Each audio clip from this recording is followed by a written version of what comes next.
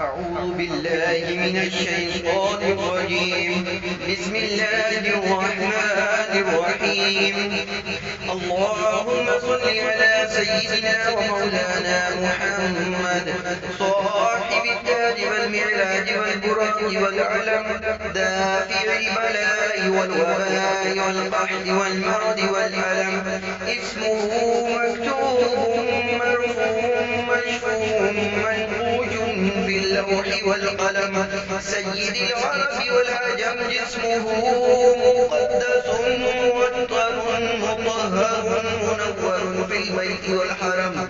شمس الضحى بدر الدجى قدر الأولى نور الهدى كف الورى مصباح الظلم.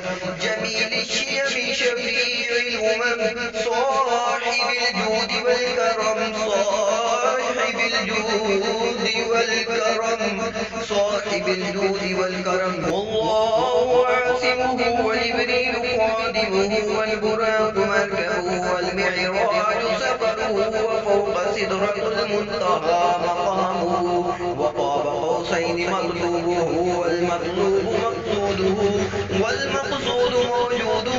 سيد المرسلين خاتم النبيين شفيع المذنبين أنيس الغريبين رحمة للعالمين راحة العاشقين مراد المشتاقين شمس العارفين سراج السالكين مصباح المقربين محب الفقراء والغرباء والمساكين. سيد الثقلين نبي الحرمين إمام القبلتين وسيلتنا في الدارين صاحب قاب قوسين محبوب رب المشرقين ورب المغربين جد الحسن والحسين مولانا ومولى الثقلين أبي القاسم محمد بن عبد الله نور من نور الله. يا أيها المشتاقون بنور جماله بلغ العلا بكماله كشف الدجى